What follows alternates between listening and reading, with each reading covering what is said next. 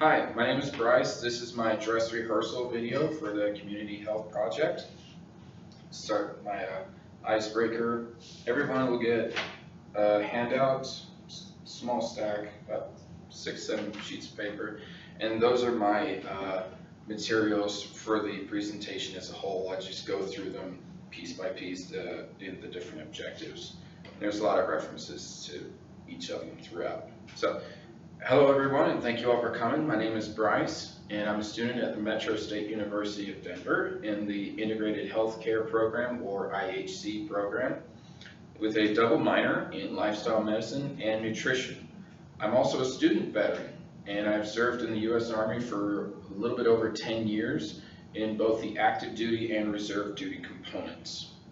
So I'd like to start by thanking Mr. Jimenez for arranging this time for me to speak to you today, and for all of you agreeing to participate in this workshop.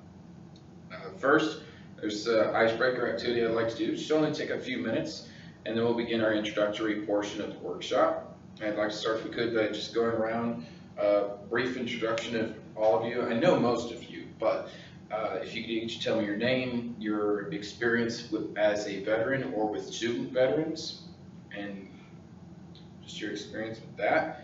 And what is your greatest stressor, your greatest cause of stress that you currently deal with? And rate that on a scale of 1 to 10, 1 being little stress, 10 being unbearable stress. And it can be anything you're comfortable sharing with a group, whether it's parenting, work, school, a veteran-related issue. And while you do this, I'm going to be passing these out. These are some teaching aids that we're going to use in different portions of the exercise. It's the same one I just showed you. And we'll end that portion with my greatest stressor, and that'll lead into our introduction of the workshop, where I'll describe what I want each of you to learn from this workshop and what we're going to cover. So there's about a half dozen people in this group, maybe 10, depending on how many are actually able to attend. So each person will go around with Mr. Jimenez second to last, and then me last. Mr. Jimenez is the president of the Student Veteran Association, so he's the one. Then my biggest stressor, I'm always running late with projects. I'm always running late with projects, assignments, studying. There's just never enough time, and I just don't manage the time that well. So that's always been my biggest problem. All right, so that was great, everyone. Thank you for sharing those. Stress is really tough, isn't it? It wears you down. You can't, and if you can't manage it, and if you really don't manage it, then it can manage you. That's no good. Now, as a quick disclaimer, I must inform you all explicitly that I am not a licensed medical professional. This workshop is meant to be informative in scope, but it's in no way meant to replace primary health care. If you have questions about stress, if you have problems with stress, I implore you to seek a professional healthcare provider or consult your primary healthcare provider. Okay, I am a student only. So please do not use this workshop in place of the advice and care from a licensed medical professional. The purpose and scope of this workshop is we're going to go over 3 major stress-related factors. We're going to go over a basic overview of stress, followed by stress management and time management. And we'll describe each in detail as to how they relate to student veterans and how they can relate to each of you. Now, we have 3 major objectives to cover. First, I want to give everyone a background in the effects and causes of stress and how student veterans are specifically affected according to some recent scientific studies, which I'll cite as we go along, and there's a reference page also if anyone's interested in the reading.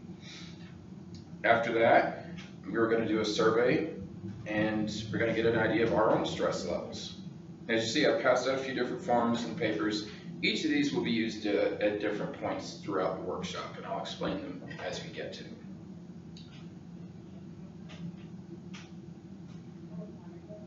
So to start out, what exactly is stress, and what does it do anyway?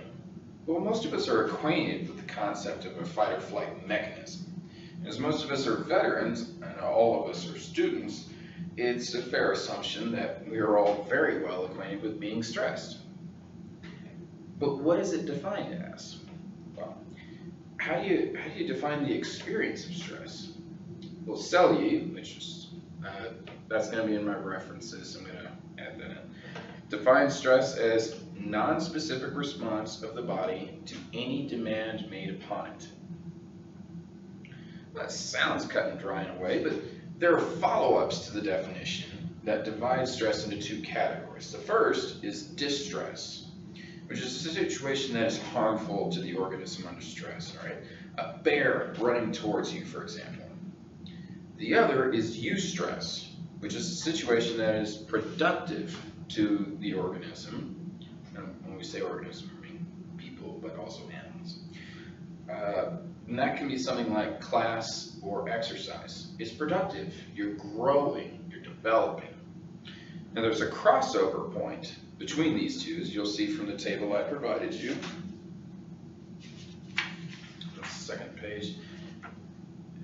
It's a graph with stress and eustress, and this is stress progression over time. And I'm going to cover that. You'll see. There's a really nice area in the middle called eustress, which is defined as positive stress. Here we see balance, focus, and growth, all the good things. This table also demonstrates how increases in stress or stress load can cause distress in the individual, which can cause a number of other issues with it. There's also the flip side, where not enough stress causes problems. So that's explaining that here. Now I want to interject one brief thing here, and that is the bear on our front sheet. This is the top sheet of the packet that I gave everybody. Does anyone recognize this bear? This is Pizza the polar bear, who lived in a shopping mall zoo in China. He was known as the world's saddest bear in 2015. He had no one to play with, no other animals in his enclosure, no toys, no way to hide from tourist pictures, and he did not see sunlight for months. As you might expect, he showed many signs of distress and chronic loneliness. Animal behavior experts saw him swaying his head, biting at the grates or walls, even crying, or the polar bear equivalent. So this image of Pizza was chosen so we can see externally and maybe even relate to what it feels like to be caged up or to be confined, or perhaps more specifically, to be bored. The point here is that a lack of stress is not what we want. Pizza had nothing stressful or stimulating in his life, which caused him to be in distress. So that is not necessarily the goal of eliminating stressors. So on the graph, on the far side where eustress crosses over, it says boredom, because that's the lack of stress. That's what we're getting at there. Let's look back at the chart where we saw the crossover point. Below that diagram, you can also see a diagram showing progressive stress over time and how this leads to exhaustion. A key point to understand here is that after the alarms are raised, you can resist stress initially, but there are limits to the amount of stress that you can resist over time.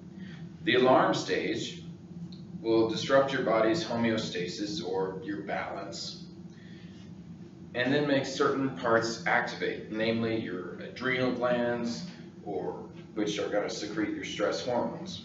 It's also going to decrease your blood volume and inhibit your immune functions. That can allow bacteria in your stomach to grow, which then causes an ulcer. Now the reason being is that if a bear is running towards you, you don't need blood in your digestive system. You need it in your arms and legs so you can start running. In most responses, the body makes key changes to adapt to the stressor. Cold, you start to shiver. Stress response activates muscle contractions to create heat. It makes the body shiver. Specific reaction. Now at this point begins the resistance stage. However, It's worth noting that this is only going to occur if you're continually exposed to the stressor. Okay? If the stressor is removed, your body's going to return back to normal over time, and homeostasis will be regained. If not, that stressor is still here. Resistance takes place and the alarm reaction changes. Stop, followed by an opposing reaction. Okay?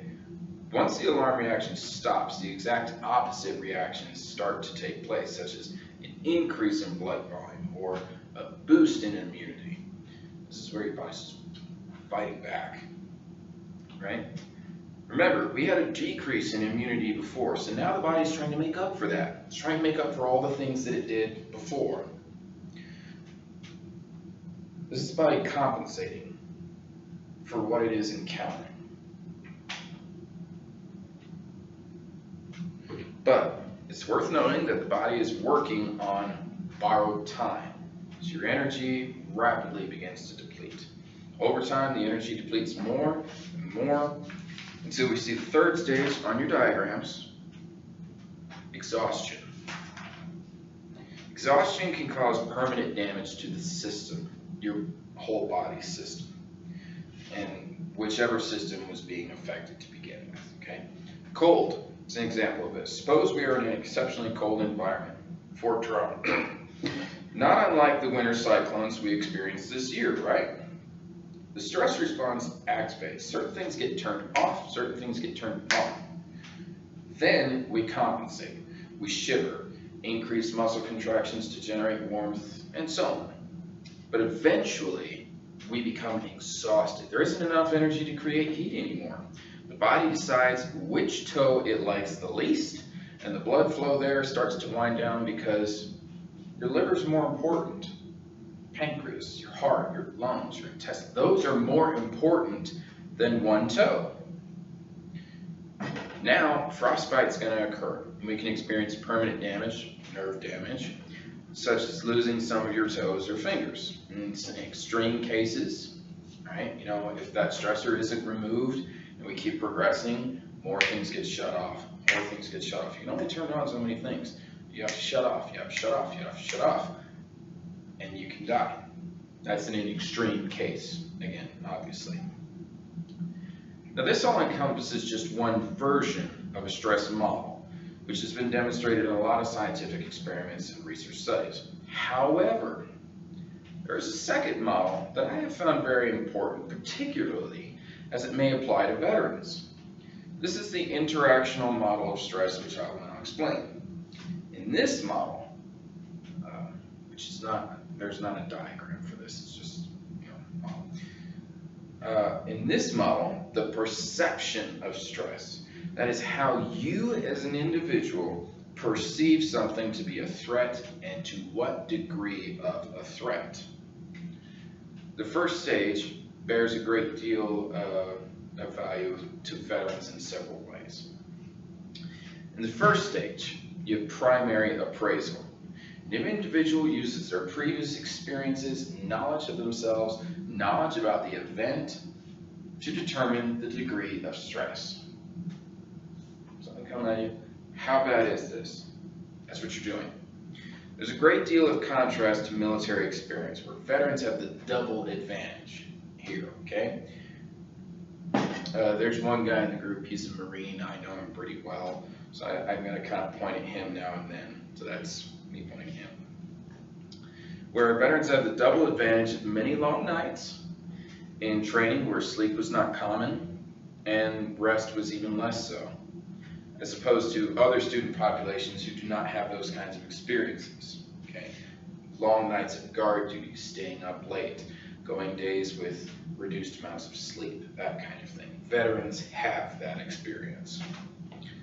Pointedly, veterans have greater confidence in themselves as compared to other populations because of their training and experiences. Excuse me. Which allows for some stressors to be appraised as lower stresses than they might be to other people, okay? A deadline for a paper, for example. Well, that seems pretty trivial compared to doing a dismounted patrol in Afghanistan. stressful. All right, now that's subjective to individuals, but many veterans do hold an upper hand in certain situations. There's other situations, however, where veterans may not fare so well. Okay? For those diagnosed with PTSD, stressors may seem greater because of a decrease in confidence or because of similarities to traumatic events, which will cause a decrease in self-efficacy to overcome obstacles. Whatever the case, the appraisal determines how big the stress appears to the individual and starts the response according to how big we think the stress is. In other words, how big of a response for how big of a threat. Okay?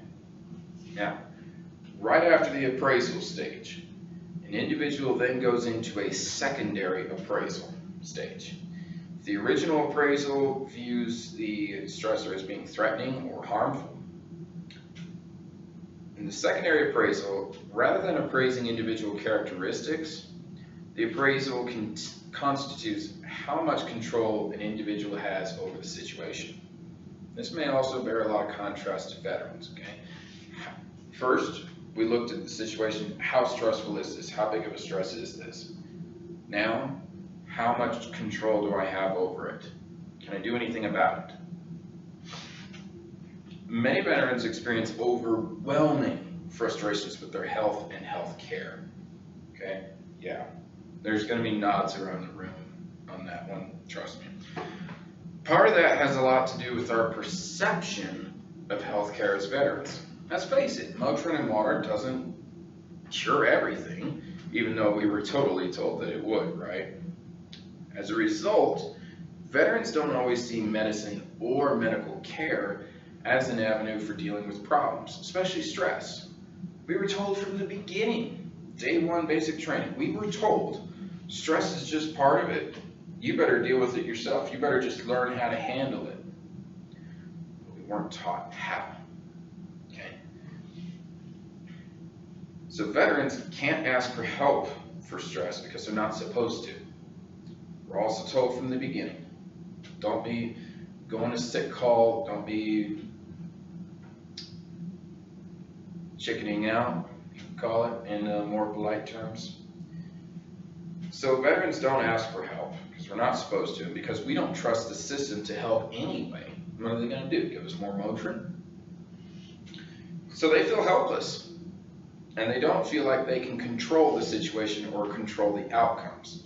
This is an example of learned helplessness.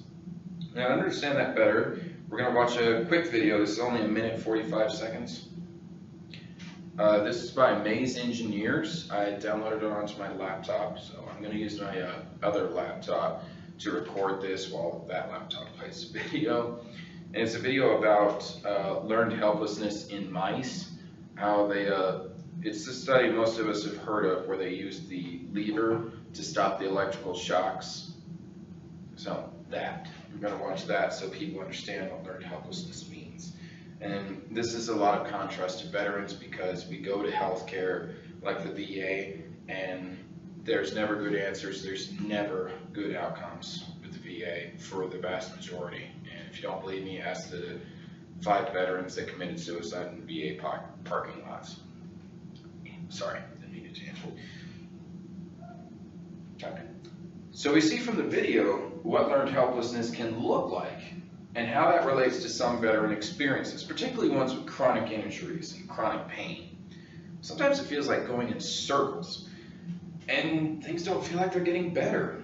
We don't feel like we're in control, more importantly. Just like Pizza the Bear, right? Pizza the polar bear. Now we're going to enter stage 3 of this stress model. We had appraisal, secondary appraisal, now stage 3, coping.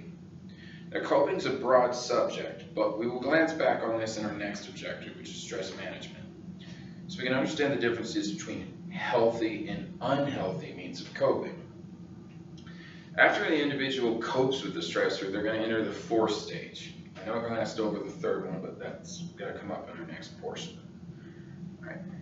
So the 4th stage, for a reappraisal, to determine whether the original stressor has been effectively negated or not.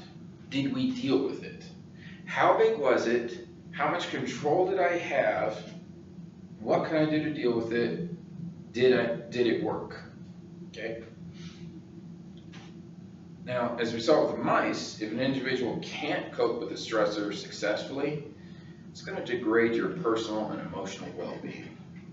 It's going to degrade your physical health if you let it go long enough. Now we go into objective 2. So by now we all have a good warm and fuzzy feeling about what stress is and what it can do to us. But what can we do about it? We can't just make it go away, can we?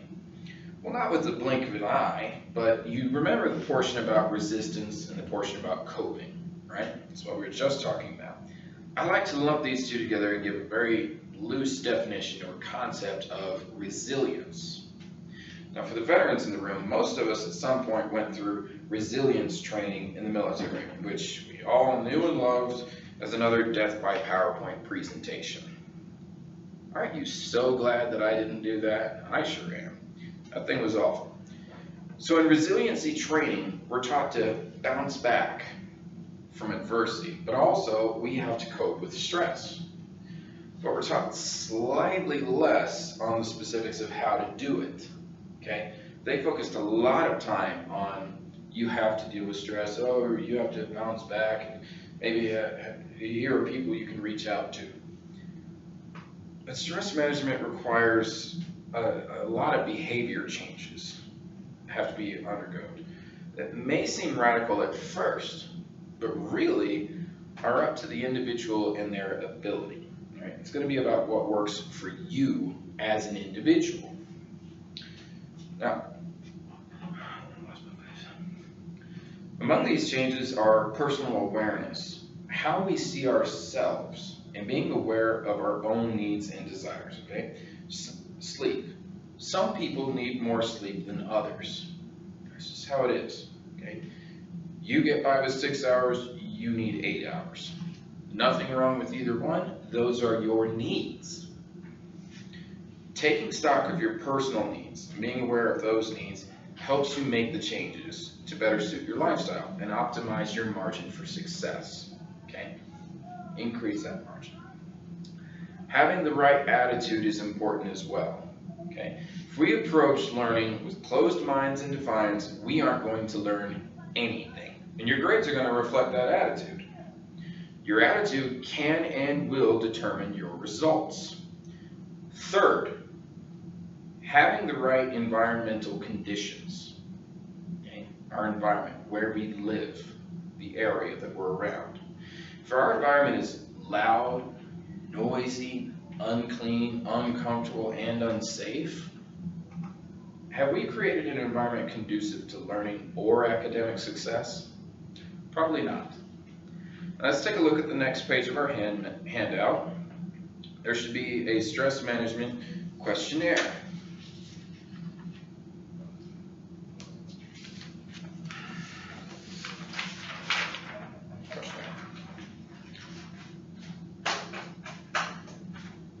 One of the major concepts we need for stress management is hunting for the positive.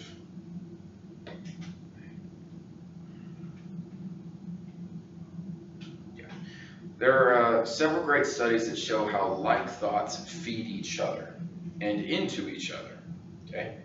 If we think negatively, then we become negative. If we think positively, then we become positive, and we change the outcomes, negative ones and positive ones, respectively. Negative thoughts are exhibited by negative emotions and expressions. People that are grumpy, irritated, or unhappy with what's going on or what they're doing, versus positive people who may exhibit more happiness, perhaps a sunny disposition, maybe they just smile more. Okay? This isn't an unfamiliar concept. Most people have heard about this before. But what you may not have heard of before is that positive outcomes are a stronger motivator than negative ones. Okay? Negative outcomes are related to the concept of fear-based emotions. Sorry, it's a skateboard outside, it scared me. Negative outcomes are related to the concept of fear-based motivations. So how you see an outcome, your expectations or of an event greatly affect how motivated you are to do it. This goes back to the perception of stress. We talked about this earlier. How you perceive stress determines your response to it. How you perceive an outcome reflects how you approach it. So let's take a practical example. Okay? Final exam. We've all dealt with these, and just recently, right? I'm going to fail this test so bad. There's no way I'm going to pass. I've already failed. Anyone know somebody that talks like this sometimes? Okay, if you didn't raise your hand, it's probably because you're the one that does it. But how motivated are you to study if your thought process is, I already failed it. There's no way I'm going to pass. I can't do this. Well, if you already failed and you know you failed, then there's less motivation to change that outcome than there otherwise would have been. Okay? We're thinking in terms of negative outcomes. We think negative, so we behave negative. Sabotage. Now let's take a page back from history. Think about what Henry Ford once said. Whether you think you can or you think you can't, you're right. Very profound thought. So negative thinking can create negative outcomes. And the same is true with positive thinking and positive outcomes.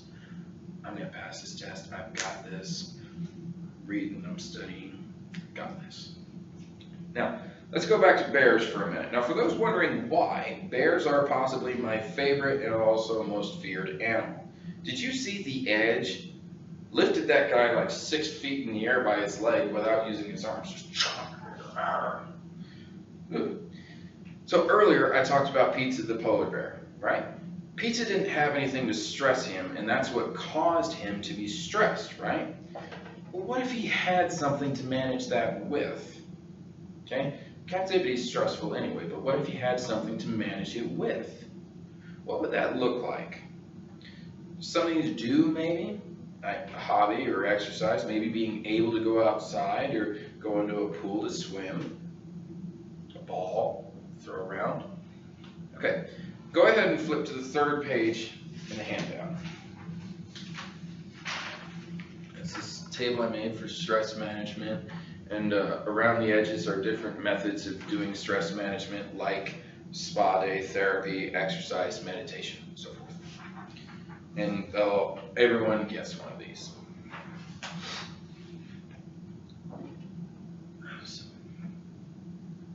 This is a stress management diagram that shows different methods for managing stress. Methods Pizza didn't have available to him. Let's take a closer look at what all this means.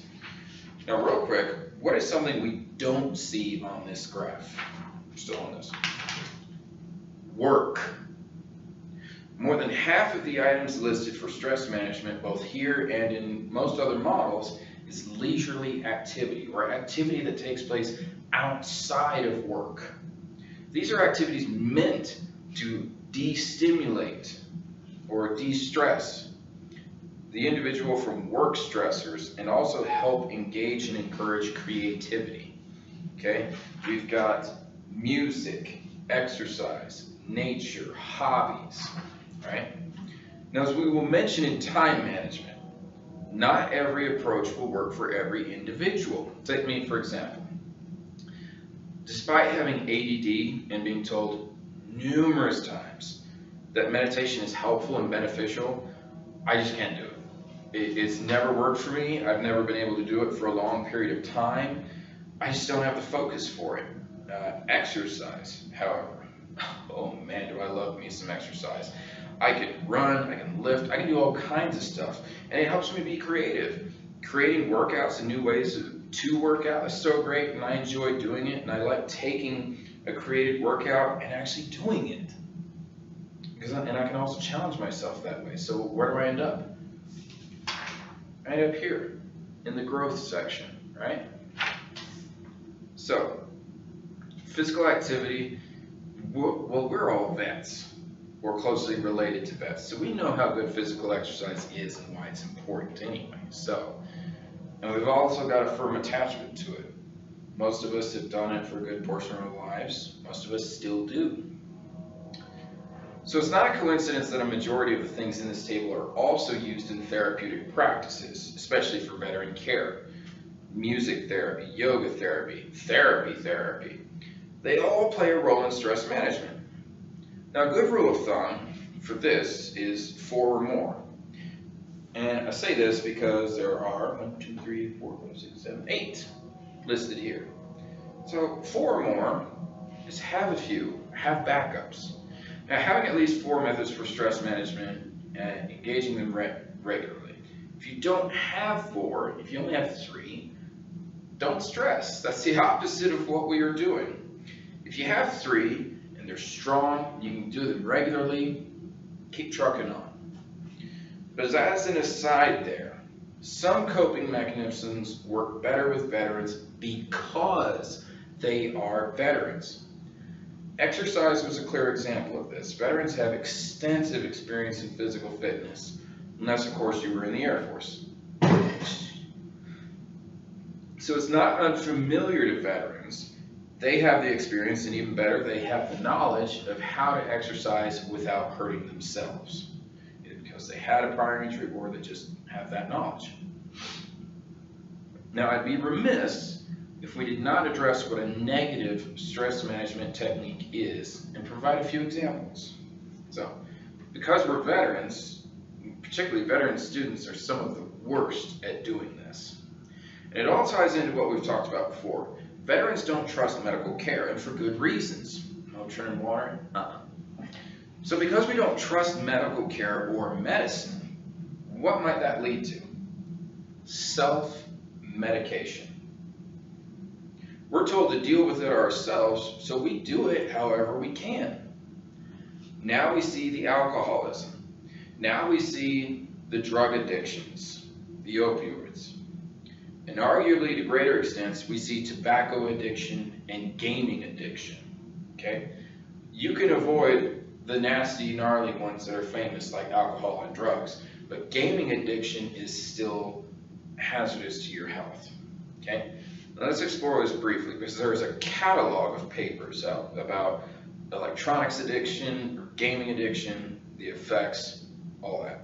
There's thousands of papers, research studies describing the most absurd level to which video games are designed to be addictive, okay? Call of Duty, they didn't do that just because they thought it looked cool. They did it because it's addictive. Same with Fortnite, okay? All the colors and the lighting, the algorithms for how the game plays, those are designed specifically to keep us coming back and to want more of it. Okay? And there are other reasons for gaming addiction development, because in most, if not all, video games, the player is the hero, the projected winner, from the time you pick up the controller, right? Role-playing games provide a direct connection to a world where the individual playing the game has the ability to exhibit control. We talked about this earlier, how important control is of their choices, their destiny, and their outcomes in a way not as direct as real life, namely because the outcomes are much quicker, okay? You make a decision, it happens in real time, okay? So that's one example of a bad stress management behavior.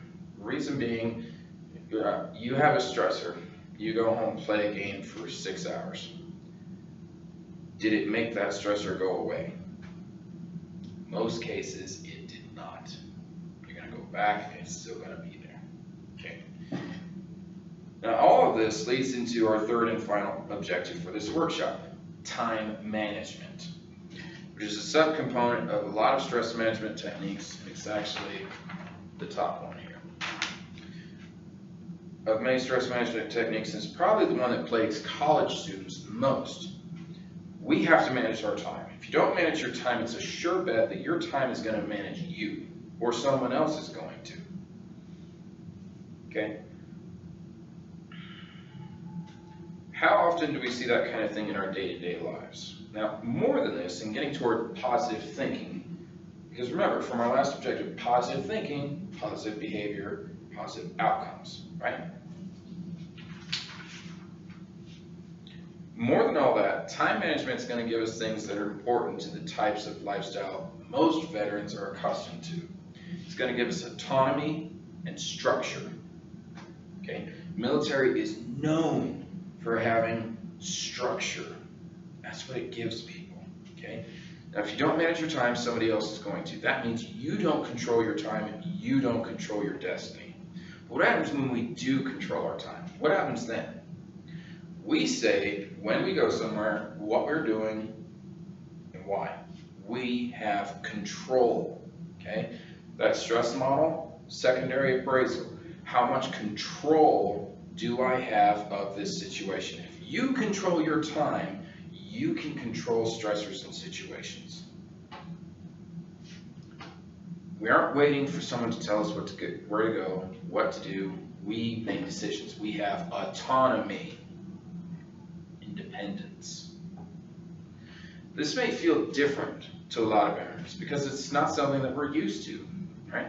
Who needs to make a schedule in the Army when every day starts at 0600 promptly? That's 6 o'clock in the morning to the civilians. Right? Since when do Marines decide when they're going to do something without the platoon sergeant telling them? You don't make any of those kinds of decisions. Okay?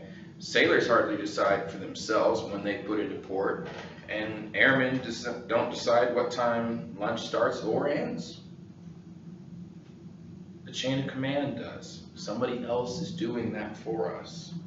Okay? So we aren't really used to making those decisions or having the autonomy to do so. We're used to the structure, but not how to create it. We have to develop time management skills. Okay? Now, briefly, I want to pause this section and do a quick survey about your experiences with time management. And that's third to the last page. It's a questionnaire. Like 20 questions, and I'll give about 2 minutes to do that, maybe less. I allotted 2 minutes in the script. So fill those out briefly and then give me a reflection of how you feel about it now that you have to see it face to face. The point here is they're going to fill this out and there's going to be a summary at the bottom for your total score, and that's going to make them see face to face how good at this am I. So they're going to have to reflect a bit. So then I go into next part. Okay, good answers all around, everyone. Now, what makes the difference with all of this? How do we improve it? Or one of the better ways is to take control as a plan, which is something veterans can get behind, even student veterans. We never go anywhere without a plan, but how might we do that best? Organization and prioritization. Okay? Not unlike when we're doing a triage assessment, all right? When we're doing medical training, combat medicine training, we decide what takes the most priority and where to take the action first. Organize, prioritize. So up front and center with that is the prioritization. What is the priority? For that, we need to address our values. And again, this is going to be very individual, okay? It's different for everyone, so there's not really a wrong answer available to anyone. Many student veterans are going to deal with different situations, whether you're providing or caring for a family or a family member. Sometimes that's going to take priority over studying for tomorrow's exam, right? It has to. So we have to do some inward looking and thinking, determine what our values are, and from that determination, determine what our priorities are. From there, we start developing a plan. We plan for what is most important. So that we know what is important, we can start planning for it. Now, looking outward, we see where and when we can take actions that are aligned with what's important to us. For example, class schedule. Priority now interacts with availability. Okay? For example, people who work during the day, night classes are usually a better choice. For people who work more irregular hours, online classes may be more suitable. Working, right? There's one discrepancy in there, that's where just now, we were using what was available to fit a schedule. Sometimes we have to do the opposite and make a schedule to fit what is available. Senior classes, for primary example, they're not always offered when and where we need them. So that's going back to priority. Is your priority to take this senior class, or do you have to work or take care of these other things? It's very individual.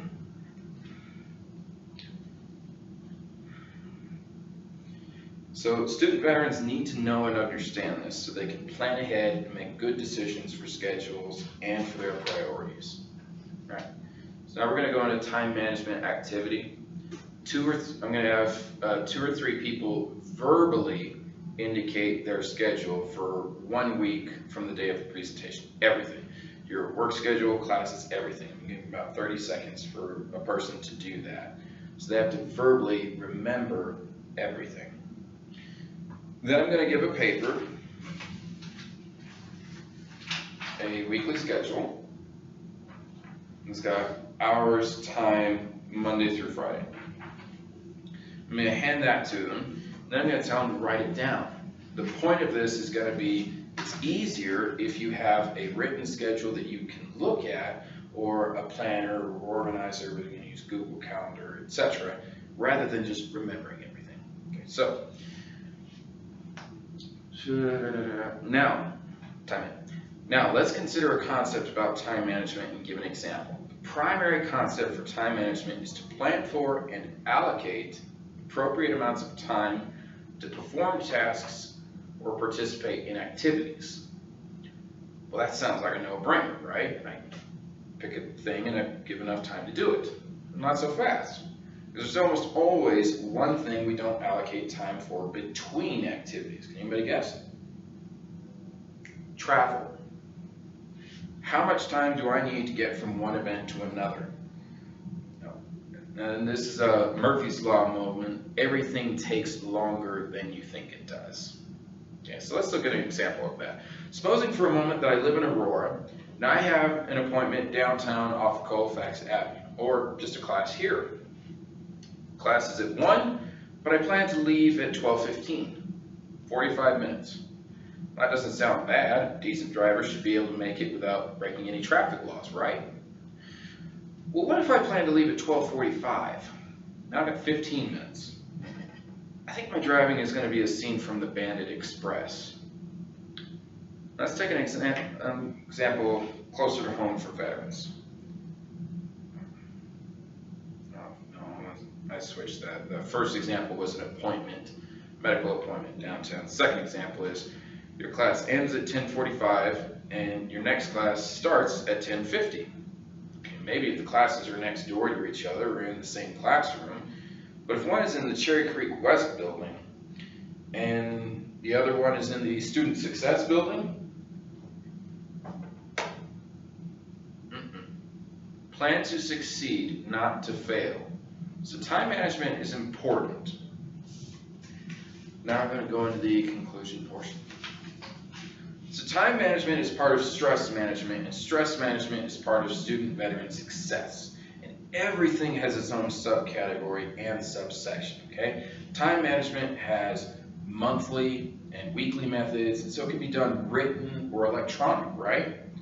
Other stress management methods were similar, like yoga has at least a dozen variations just by itself, but that's a variation of exercise anyway, so it's a subsection of a subsection.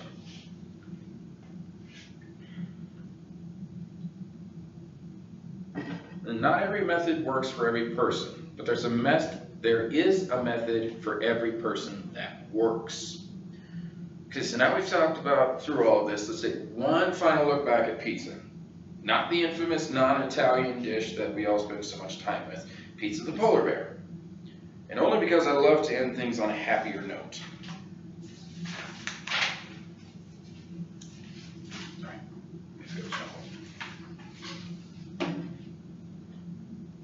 Pizza the Bear has a happy ending, and it shows a good contrast for this workshop, okay? A little over a year ago, after numerous petitions and attempts, Pizza the Polar Bear was finally rescued from his conditions and moved to a different zoo. where he is kept with another polar bear in a much larger enclosure, complete with a pool, access to the outside, and the ability to get away from the tourists and the cameras and flashes. As you can see from our last page, he is a lot happier. He has things to do. He has stimulation. He's not bored. He has social networks. There's another bear in the enclosure he can play with. He can manage stress. And that's what we want to try to do.